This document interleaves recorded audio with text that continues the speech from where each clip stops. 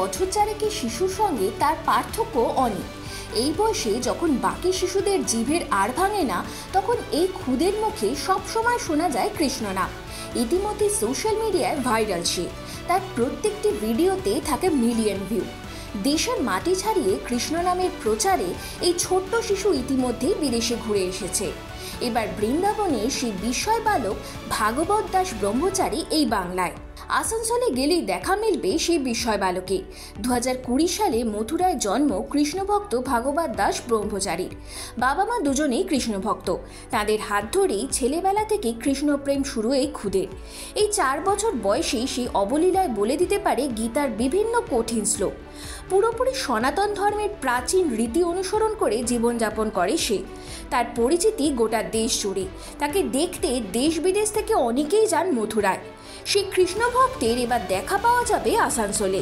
সৌজন্যে আসানসোলের ভাস্কর্য শিল্পী সুশান্ত রায়। তিনি নিজের ওয়াক্স মিউজিয়ামে তৈরি করে ফেলেছেন ভাগবত দাস ব্রহ্মচারীর একটি মোমের মূর্তি, যা সদ্য দর্শকদের জন্য খুলে দেওয়া হয়েছে। সোশ্যাল মিডিয়ায় তার ভিডিও দেখেই এই মূর্তি তৈরির সিদ্ধান্ত নিয়েছিলেন সুশান্তবাবু।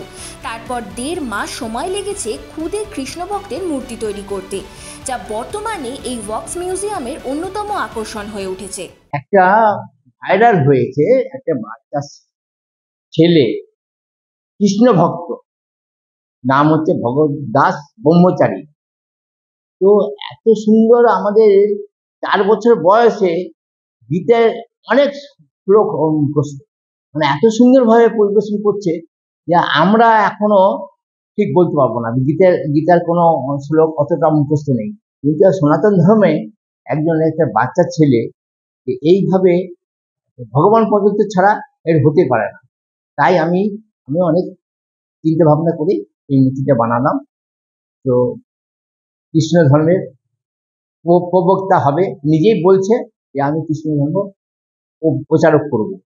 তা আমি সেই অনুপ্রাণিত হয়ে মূর্তিটা বানিয়েছি।